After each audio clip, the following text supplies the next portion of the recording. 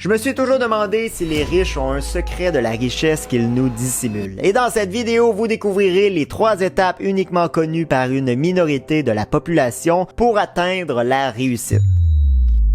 La vérité est que la majorité des plus riches le devient par leurs actions, par leurs habitudes, et avant même qu'on le comprenne, zoom, ils ont pris une avance inattrapable, puis nous on les regarde encore avec nos grands yeux globuleux. Par contre, tout ça m'a fait chercher une solution, un plan vers la réussite. J'ai alors commencé à lire et à lire encore. Ciboulette qui en a des livres sur le développement personnel. Et quand j'ai essayé d'aspirer la valeur dans Atomic Habits, un mystérieux parchemin est tombé du livre. Et je ne m'attendais vraiment pas à ça. C'était une carte qui nous ferait voyager à travers le monde afin de nous guider étape par étape vers la prospérité. Alors nous passerons par le désert à la mer et répondrons à l'ultime question. Comment mettre en place les habitudes des gagnants et ce, de façon durable. Restez bien jusqu'à la fin puisque chaque étape renforce la précédente. À moins que vous soyez trop paresseux pour les mettre en place et si c'est le cas, je ne veux pas que vous perdiez votre temps. On est finalement arrivé dans le désert avec ses dunes et son sable fin. Reste maintenant à trouver un parchemin dans cette étendue infinie.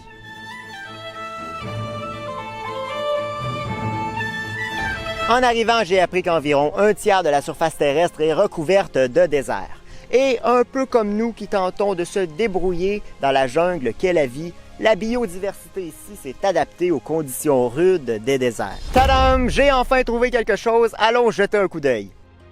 Et c'était bien le manuscrit.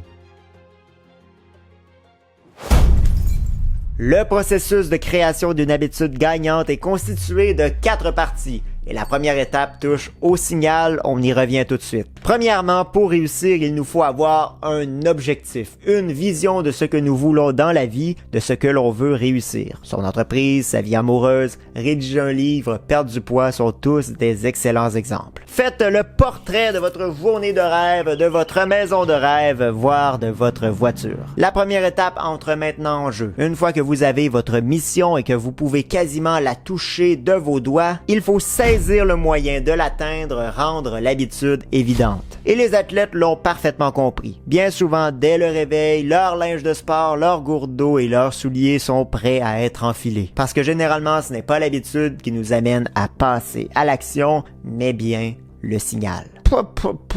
Faire un jogging de 20 minutes n'est pas nécessairement ce qu'il y a de plus plaisant quand on n'en a jamais fait de sa vie. Autre exemple, plein de personnes se donnent comme résolution du jour de l'an de boire plus d'eau. Oui. Je vais boire un verre le matin, un verre le midi, un verre là, un verre par-ci, un verre par-là, alors qu'ils ne commencent même pas par le commencement. Rendre l'habitude évidente, rendre l'habitude comme étant la seule voie possible. Imagine maintenant que tu mettes des bouteilles d'eau partout chez toi. Une dans ton bureau, une dans la cuisine, une au salon, une dans la chambre. Eh bien là, t'es en business. Tu vas sûrement boire plus d'eau. Créer des signaux visibles et flagrants augmente les chances d'adopter l'habitude. Puis là, on peut appliquer cette stratégie à l'ensemble des habitudes essentielles de ta vie. Tu veux t'entraîner chaque matin? Crée des signaux. Tu veux accomplir 2 heures de deep work chaque matin? Crée des signaux. C'est aussi simple que ça. Et la raison pourquoi c'est si facile, c'est parce qu'on n'a pas besoin d'être conscient pour réagir à un signal. Le corps fonctionne partiellement par automatisme. Si tu veux arrêter de manger des bonbons, arrête de traîner dans les magasins de friandises où tu es bombardé de signaux de sucreries. Il faut passer moins de temps dans des situations tentantes. Toute habitude est dépendante de son contexte, de l'environnement. Je ne suis pas Superman et tu n'es sûrement pas un Superman ou une Superwoman. Des comportements stables et prévisibles viennent dans un environnement stable et prévisible. Autrement, tu peux restreindre un lieu à une utilité. Ton lit pour le sommeil. Ton bureau pour le boulot. Un lieu, une utilité. Ton corps va alors cesser de chercher une échappatoire à l'inévitable. Donc oui, pour plusieurs habitudes, tu peux choisir ou retirer les stimuli physiques. Mais il en existe une variété d'autres. Les 2 types les plus communs dans l'art de s'organiser sont le temps et l'emplacement. Quand et où mettre en œuvre une action? Répondre à cette simple question permet de simplifier et de clarifier son succès qui passe par ses gestes de chaque jour. Je ferai tel comportement à tel temps, à tel emplacement. Et encore plus puissant, après telle habitude, je vais nouvelle habitude. Par exemple, pour ma part, après que je me lève, je pratique 3 fois ma routine de Tai Chi au soleil. C'est ce qu'on appelle l'empilement d'habitudes. Lorsqu'on lie une habitude à un comportement que l'on répète chaque jour. On revient à l'idée du départ, on transforme un but précis en une action précise et claire. Mais vous, que voulez-vous? Vous êtes votre propre génie de la lampe. Nous sommes maintenant en plein milieu de la jungle pour trouver la deuxième étape de l'atteinte du succès. Outre le fait qu'on va littéralement se faire manger par les moustiques, il faut qu'on trouve un papier dans la forêt. Papier! Papier! Papier! Bingo! On l'a trouvé! La deuxième étape du processus de création d'une habitude de gagnant touche au désir. Il faut rendre l'habitude irrésistible, un peu comme la tentation de mettre un like sous la vidéo. Pour augmenter les chances qu'un comportement survienne, il faut le rendre alléchant. Parce que ceux qui atteignent vraiment la réussite tombent en amour avec le processus, tombent en amour avec leurs habitudes, bien qu'ils aiment bien souvent le résultat qui vient avec. Il ne faut pas s'attacher au résultat puisque fréquemment la récompense est différée, on ne l'obtient pas immédiatement. En gros, tu es rendu que tes habitudes te poussent par elles-mêmes à être répétées. Passer à l'action génère de la dopamine, l'hormone du plaisir, du bonheur. Les habitudes sont des boucles de rétroaction basées sur la dopamine. Il est si facile de répéter un comportement addictif. Fumer la cigarette, jouer aux jeux vidéo, manger de la malbouffe, toutes des actions associées à des niveaux supérieurs de dopamine. Le pouvoir, c'est savoir gérer cette dopamine. Comment peut-on faire pour en générer, pour encourager les bons comportements et repousser les mauvais? La dopamine est sécrétée quand on expérimente et anticipe du plaisir. Et ce qu'on doit retenir ici, c'est que c'est l'anticipation d'une récompense, pas l'accomplissement qui nous mène à passer à l'action. Je suis persuadé que vous avez déjà trépigné d'impatience à l'arrivée du jour de Noël, la venue de la visite, les cadeaux à venir, et quand le jour arrive, on dirait que le sentiment auparavant fort est moins vibrant. Et j'ai 3 solutions pour arriver à générer du plaisir par des habitudes, parfois sérieusement barbantes,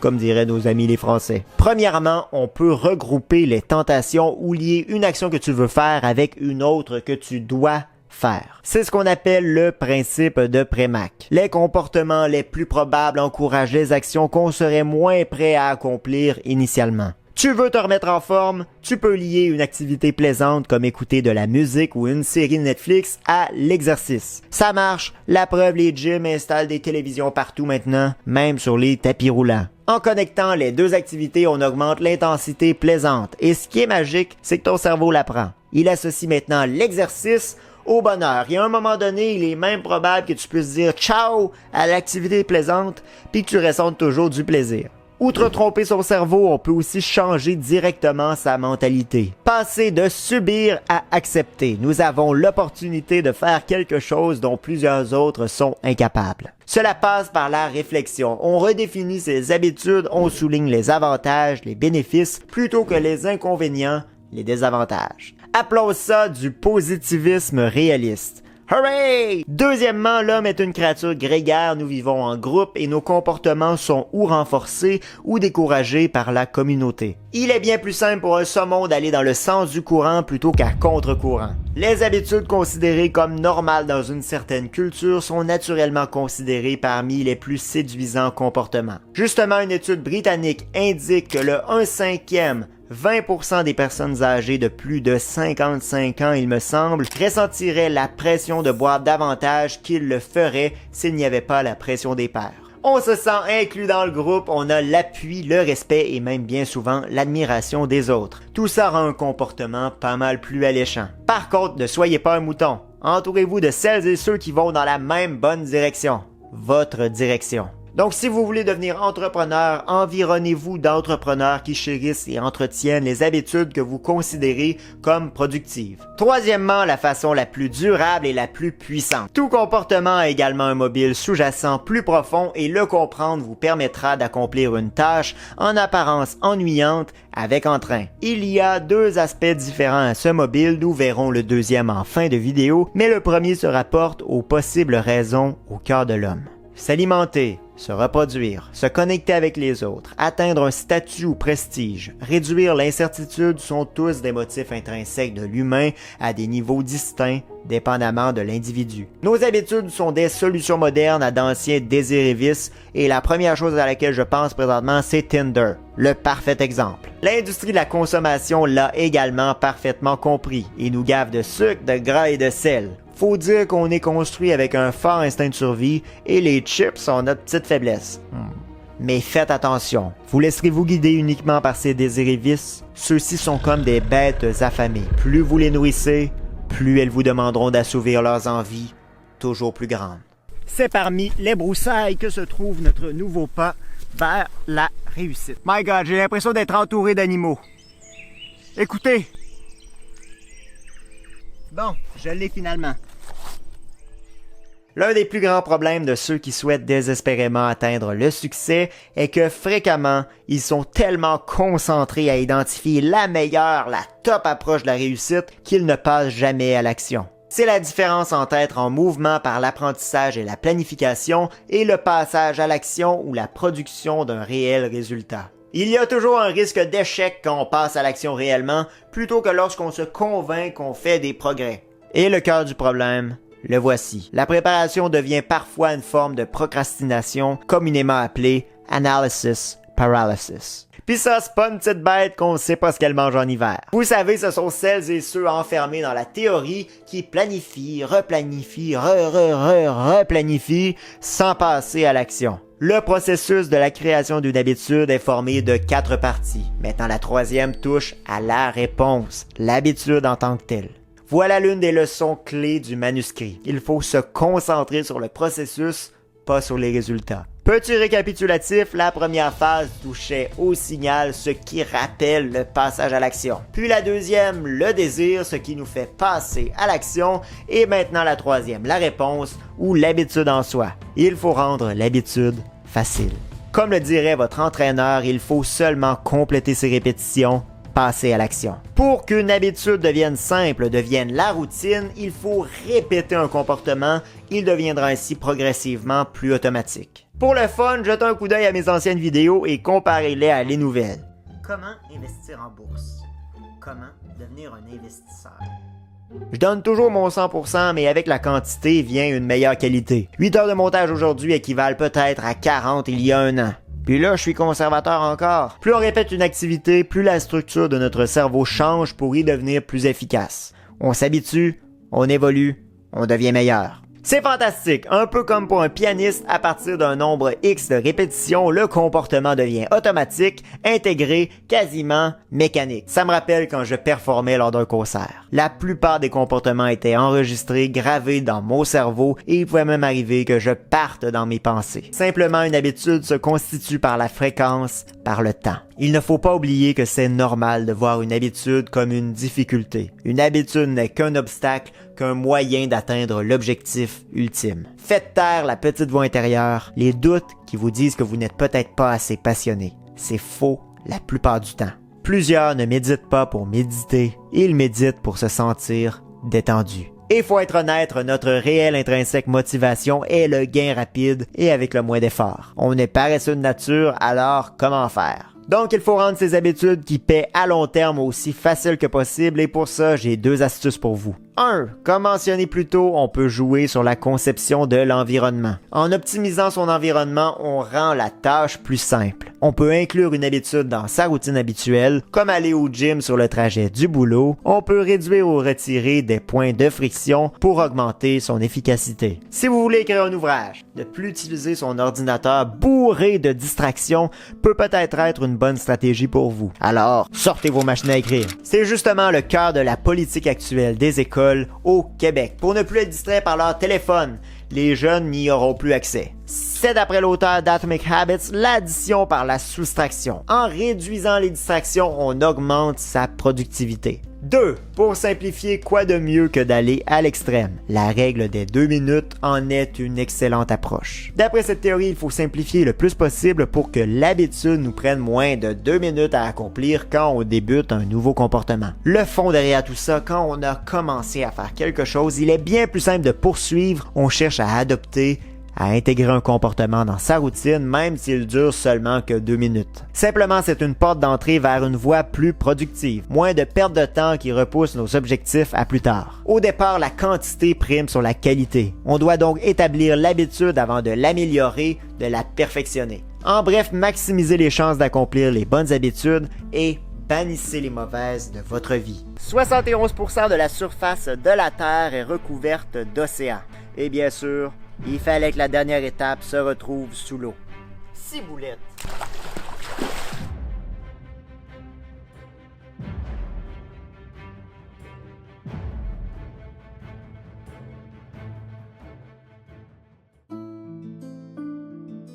Malheureusement, à la remontée, j'ai une surprise. Heureusement, j'ai eu le temps de voir tous les détails. Pfiou! La dernière et quatrième partie du processus de création d'une habitude de gagnant touche la récompense. Rendons l'habitude jouissante. En effet, nous sommes plus susceptibles de répéter un comportement quand l'expérience est satisfaisante. La dopamine est addictive. Le plaisir apprend au cerveau que le comportement vaut la peine d'être acquis. Comme mentionné dans Atomic Habits, ce qui est immédiatement récompensé est répété. Ce qui est immédiatement puni est évité. On cherche donc une satisfaction immédiate. Sauf qu'il y a un problème majeur avec la gratification des bonnes habitudes. La plupart de nos bons choix ne nous bénéficient pas immédiatement, nous vivons dans un environnement au retour différé. T'entraîner une fois, oui, fortifiera un peu ton corps, mais aucun changement évident ne surviendra. Investir ne paie pas à court terme, mais à long terme. Par contre, la nature humaine privilégie la gratification instantanée plutôt à celle long terme. On estime davantage le présent au futur, on préfère les modes du moment comme le nouvel NFT ou la nouvelle crypto-monnaie aux actifs bien établis qui ne permettent bien souvent que de s'enrichir à long terme. Une autre image qui vous fera réfléchir. Le coût des bonnes habitudes est dans le présent, le coût des mauvaises dans le futur. Manger du fast-food, du bon AEW ou du bon PFK, ça peut être satisfaisant dans le présent, mais avec excès, les conséquences approchent bien vite dans le futur. Travailler dur ou s'entraîner peut engendrer des souffrances à court terme, mais les bénéfices surgissent dans le futur. Et l'humain a ses défauts, on a une propension à surestimer les possibles conséquences immédiates et sous-estimer ce qui semble une menace distante, mais qui est très probable. Donc il faut ajouter un peu de plaisir immédiat à ces habitudes qui paient à long terme et un peu de douleur immédiate à celles qui ne t'aident pas. De la sorte, on plie la gratification instantanée à notre avantage. Les bonnes habitudes sont souvent des sacrifices, des moyens, des obstacles vers nos objectifs. Voilà pourquoi il faut se donner une chance pour perdurer dans le temps.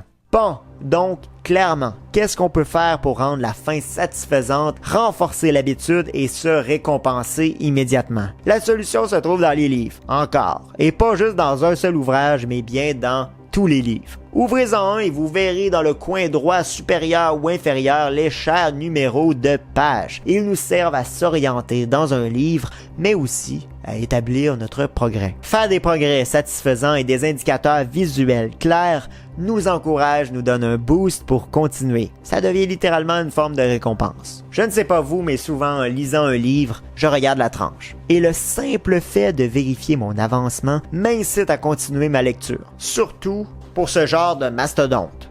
900 pages. Puis cela a un double avantage, on se concentre sur le processus plutôt que sur le résultat. J'ai commencé, ça peut paraître étrange, à mettre des billes dans un verre à chaque analyse boursière terminée.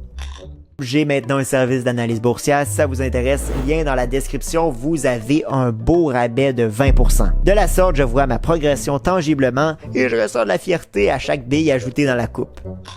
Analyser une action est renforcer plutôt que seule la finalité, la conclusion et la décision d'investissement, souvent confirmée ou infirmée plusieurs semaines, mois ou années plus tard. C'est clair comme de l'eau de roche et je n'ai jamais analysé tant d'actions. Avant tout, il faut savoir qu'on est tous avec des habiletés distinctes et il nous faut s'adapter à celles-ci, choisir son bon milieu compétitif. Nous avons tous des inclinaisons naturelles et habiletés et dépendamment de chacun, certaines habitudes sont plus simples à exercer et plus satisfaisantes à maintenir. Pour certains, faire du montage vidéo est un réel calvaire, mais si pour vous c'est pas si pire, eh bien vous avez là une certaine propension dans ce domaine. Parce que la vérité est que vous pouvez faire pas mal tout ce que vous voulez et personne ne vous empêchera. Par contre, le niveau d'effort à fournir pour atteindre un haut niveau l'expertise n'est pas toujours le même pour chacun. En d'autres mots, pour devenir le meilleur dans sa branche, il faut être fait pour. Comparez un marathonien ou un cycliste à un joueur de football à la défense. Vous verrez rapidement une certaine différence de physique. Mais ici, je ne veux pas dire que certaines voies nous sont complètement barrées. Ça se peut que je devienne un joueur de football, moi. Nos gènes ne définissent pas notre destinée, mais bien ses opportunités. En comprenant, se comprenant, sa personnalité, ses habiletés, certaines voies possibles deviennent plus claires, éclairées par un projecteur.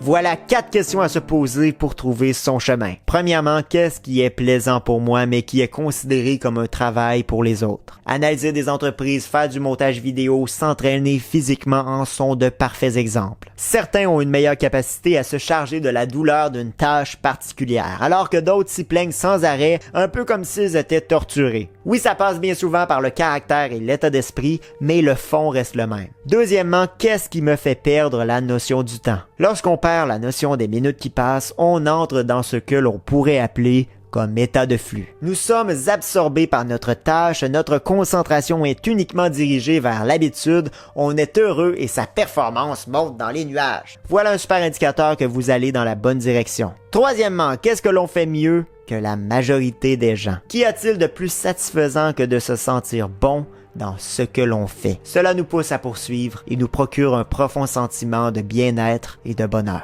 Quatrièmement, qu'est-ce qui me vient naturellement? Plusieurs médecins affirment que la médecine est une vocation. On peut nous aussi trouver la nôtre. Bien souvent, notre vocation, c'est ce qui nous fait se sentir vivant soi-même. Écoutez-vous, c'est la clé pour créer un jeu en votre faveur. Trichez-y! Payez l'arbitre et atteignez de nouveaux sommets. Parce que lorsqu'on combine nos talents et nos connaissances, on réduit dramatiquement le niveau de compétition. On est dans notre élément dans lequel on joue avec nos forces et évitons nos faiblesses. Mais faites attention, le cerveau humain adore les défis, mais seulement dans une zone optimale de difficulté, pas trop difficile, pas trop facile. Un pas à la fois, une difficulté à la fois, un défi à la fois. Par contre, il y a un souci qui touche presque tout le monde. L'ennui, notre plus grand ennemi. C'est pourquoi il faut le surpasser et persévérer, accomplir malgré tout les mêmes tâches routinières qui nous guident vers nos objectifs. Tout le monde ressent parfois une perte de motivation ou de concentration.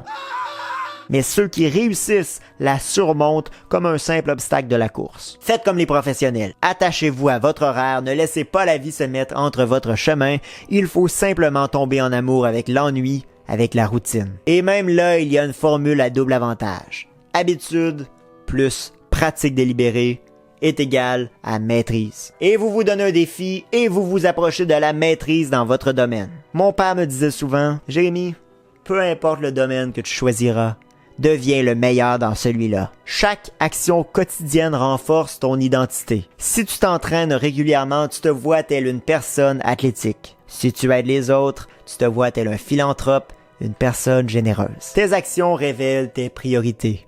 Alors choisis bien et fonce. Avoir de l'ambition est un couteau à double tranchant et je l'ai vite compris. Le désir nous rend insatisfaits, on en veut plus, mais aussi il nous donne l'ambition pour avancer. Le bonheur, c'est d'être satisfait de son état actuel. Ce sont nos attentes qui déterminent notre satisfaction. C'est la différence entre nos désirs et nos récompenses qui détermine à quel point nous sommes heureux, satisfaits. À ce sujet, j'ai réalisé une vidéo jusqu'ici qui devrait vous intéresser. Pour finir, ne devenez pas un robot des habitudes qui répète mécaniquement chaque jour des comportements vains de sens. Devenez ce que vous voulez devenir, une personne qui ne manque pas ses engagements, surtout ceux avec vous-même.